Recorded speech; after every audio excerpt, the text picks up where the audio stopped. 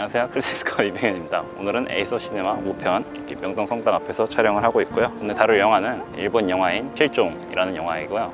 저는 명동 시내 라이브러리에 이제 아트하우스 CGV가 있어가지고 거기서 3시 40분 영화를 보고 저녁을 먹고 이 앞에 서 있습니다. 줄거리는 전부 다 얘기하면 스포일러가 되기 때문에 짧게 얘기 드릴게요. 이 영화는 한 여자 중학생이 자신의 아빠가 어느 날 사라진 것을 발견을 하게 됩니다. 근데 아빠가 그 전날 밤에 현상금이 크게 걸려있는 연쇄살인마를 목격하고 자신이 그 현상금을 타낼 거라고 약간 허황된 얘기를 계속해서 얘기하다가 다음날 새벽이 되니까 사라져 있었거든요. 그래서 과연 이 아빠가 연쇄살인마를 만나서 살해당한 것인가, 혹은 빚쟁이들에 비해서 가출을 한 것인가, 둘 중 어느 쪽이 과연 진실인가를 관객에게 고민하도록 하면서 전개가 이어지게 되고요. 저는 이 영화를 정말 강력하게 추천드리고 싶은 이유가 올해 초에 봤던 파워 오브 독 이후로 저는 정말 올해 2번째로 이 영화를 보면서 각본을 보면서 감탄을 하게 됐거든요.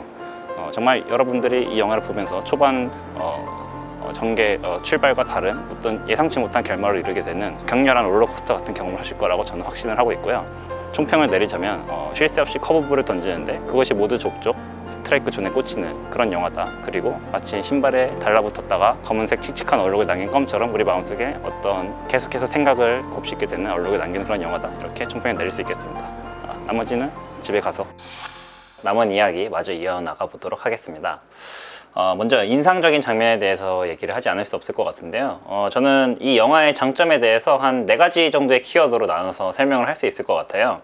일단 이 영화는 기본기가 좋다. 어떤 의미냐? 오프닝 장면 예시를 한번 들어볼까 해요. 간단히 그림으로 조금 이해를 돕기 위해서 설명을 드리자면은 이 영화는 전체적으로 만약에 그 부감샷으로 찍었다고 했을 경우에는 이런 길에서 시작이 됩니다.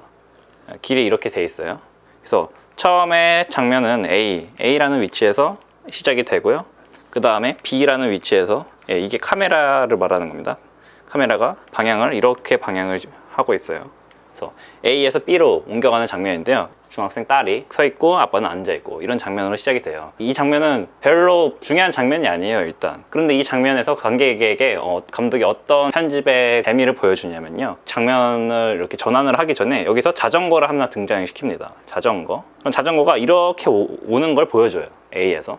그러다가 B로 카메라가 넘어갔을 때 그러면 이렇게 찍히겠죠. B로 넘어갔을 때 이 측면에서 찍고 있던 두 사람이 정면을 보게 됩니다. 그리고 관객들이 보게 되는 것, 바로 자전거가 여기 와 있어요. 자, 그러면 이 자전거라는 하나의 소품이라고 해야 될까요? 자전거 탄 사람 엑스트라를 통해서 A에서 B라는 장면으로 아주 자연스럽게 넘어가도록 유도를 하고 있다는 건데요. 저거 갖고 왜 유난인가 라고 생각을 하실 수 있을 텐데, 저는 정말 보면서 이 오프닝만 봐도 이 감독은 믿을만 하다, 신뢰할 만한 감독이다 라는 느낌을 줄 뿐더러 그냥 이렇게 사소한 장면 하나도 재밌게 찍는데 과연 영화 전체는 얼마나 재밌을까, 이런 기대를 갖게 한다는 점에서 저는 긍정적으로 평가를 하고 싶고요. 무엇보다 중요한 건 이 장면에서 참 카메라가 정확히 있어야 될 곳에 위치를 하고 있다 라는 느낌을 저에게 줘서 그렇게 좋게 느껴졌던 것 같아요. 자, 다음으로 절제력.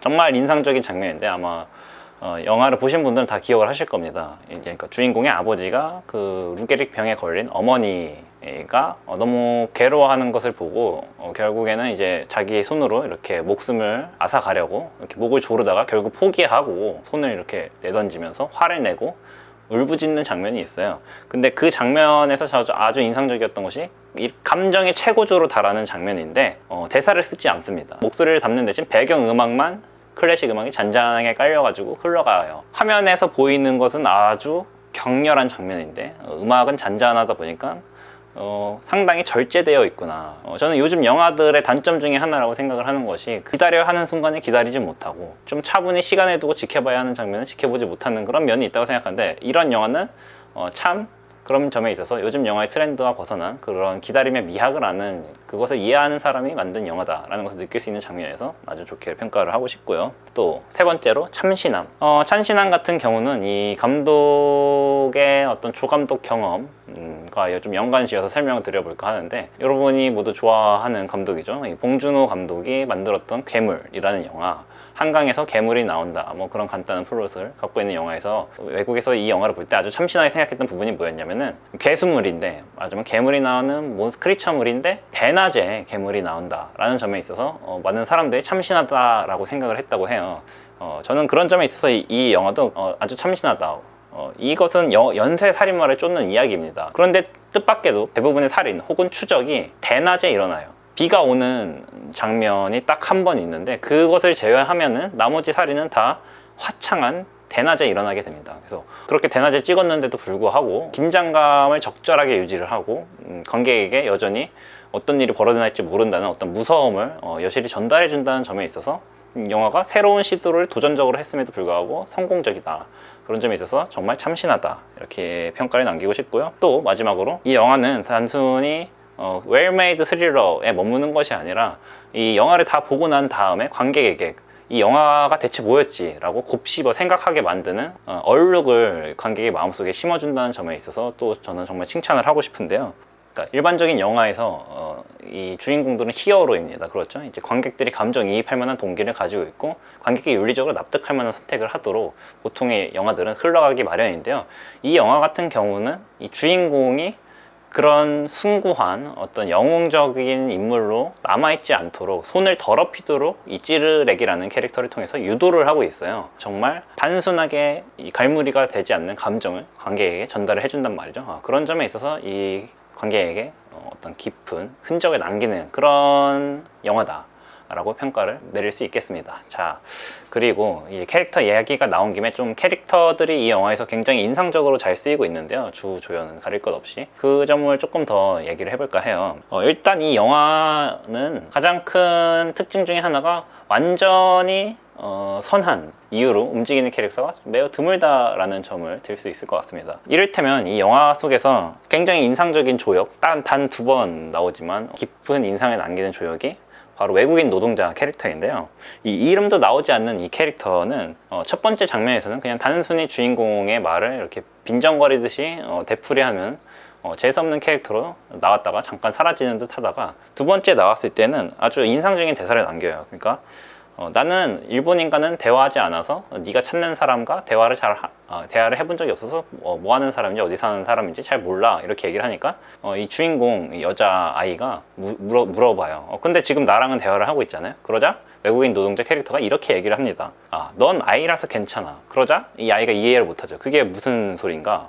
나는 아이라서 일본인이 아니라는 건가? 뭐 약간 이해가 안 되는 대사죠. 마치 이 외국인 노동자 캐릭터를 통해서 이 영화가 단순히 그냥 한 가족의 미스터리한 사건을 다루는 것만이 아니라 마치 이 일본 사회 전체에 대한 어떤 코멘트로 더 거창한 이야기를 다루고 있는 것처럼 느껴지도록 유도를 하고 있다는 점에서 굉장히 비중이 낮은 조역을 효과적으로 활용을 하고 있다 이렇게 평가를 할 수 있겠고요. 이 다 커버린 어른들, 그 일본인들이 이끌고 있는 이 일본이라는 사회에 대해서 이 영화가 계속해서 어떤 미묘한 코멘트들을 날리고 있습니다. 이 영화 속에서 대표적으로 마치 일본을 상징하는 부정적인 어른을 상징하는 캐릭터로 나오는 듯한 경찰, 그리고 선생님, 그리고 수녀 이런 캐릭터들이 있어요. 그 캐릭터들이 이 주인공 중학생 아이와 마주쳤을 때 하는 행동들이 겉보기로는 절차를 따르는 듯하고 겉보기로는 선의를 가지고 있는 듯하고 하지만 다시 그 내면을 살펴보면 이 선생은 아이의 말에 의하면 미선자에 불과하고 이 경찰은 그저 매너리즘에 빠져있는 그 무능력한 전형적인 영화 속의 그런 경찰입니다. 그리고 수녀 같은 경우도 마치 이 아이를 위하는 듯 얘기를 건네지만 사실 관객의 입장에서 왜 저렇게까지 저렇게 얘기를 할까? 라는 약간 경악스러운 그런 대사를 던지게 되는데 그 순간 바로 이 아이가 그 수녀를 향해서 얼굴에 대고 침을 태 뱉는 장면이 나오면서 마치 이 영화가 반항기에 접어든 이 아이의 복잡한 상황에 처한 이 중학생 아이를 통해서 이 일본 사회를 향해서 어떤 비판적인 코멘트를 던지고 있는 듯한 그런 분위기를 전달해 준다는 점에 있어서 굉장히 조역들까지 포함해서 캐릭터들을 잘 활용하고 있다 이렇게 요약을 할 수 있을 것 같아요. 자, 그렇다면 아쉬운 점으로 좀 넘어가 볼게요. 초반부에 약간 전개가 얼렁뚱땅인 부분이 있습니다. 마치 살인마의 뒤를 쫓아서 위험한 행보를 이어나가면서 파헤치던 딸이 마침내 살인마와 정면으로 마주치게 되는 장면입니다.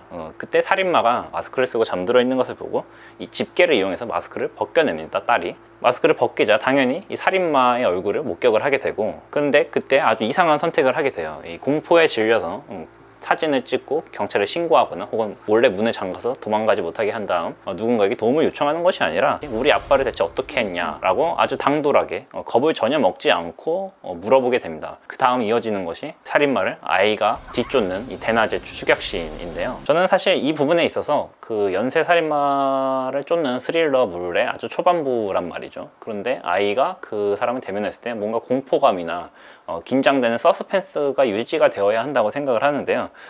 왜 경찰을 안 부르지? 그리고 왜 저렇게 겁없이 직접 추격을 하는 것이지? 그리고 이 사건이 다 끝난 뒤에도 결국에는 어떤 도움을 요청하는 것이 아니라 그 자신에게 고백을 했던 그 남자 아이와 함께 계속해서 범인을 쫓겠다 이런 결심을 하게 되는데 그것이 살짝 편의주의적인 전개를 위해서 그냥 이 아이를 너무나도 겁이 없는 아이로 설정한 것이 아닌가 하는 그런 좀 아쉬움이 느껴지는 장면이었고요. 특히나 이런 관객에게 자연스럽게 떠오르는 의문들을 어떻게든 시선을 돌리기 위한 것처럼 그냥 그 일본 영화 특유의 좀 기분 나쁜 농담이라고 할 수 있겠죠. 이 여자아이가 자신의 이렇게 가슴을 남자아이에게 보여주면서 내가 네 여자친구가 되어줄 테니까 네 고백을 받아들여 줄 테니까 나를 도와달라 뭐 이렇게 요청을 하는 장면을 그 남자아이가 그것을 보고 코피를 흘리는 것으로 처리함으로써 마치 이것이 굉장히 유머러스한 장면인 것처럼 넘겨버리는 장면이 있는데 사실 뭐 영화관에서 이 영화를 보면서 웃음을 터뜨리는 관객들도 있더라고요. 뭐 저는 보면서 별로 기분이 좋지 않았고요. 저는 결말을 보면서 이창동 감독의 시를 떠올리지 않을 수 없었는데요. 어떤 사적인 관계를 벗어나서 정말 큰 윤리적인 선택에 이르게 되는 사람을 그리는 이 영화가 이런 장면은 그냥 간단히 웃고 넘길 수 있는 개그인 것처럼 소비하고 있다는 것이 약간 좀 에러가 아니지 않나 그런 아쉬움을 조금 던지면서 끝내볼까 합니다. 여기까지 이상 에이서 시즌 5편 실종이었고요. 저는 크리틱스 컷 이병현입니다. 감사합니다.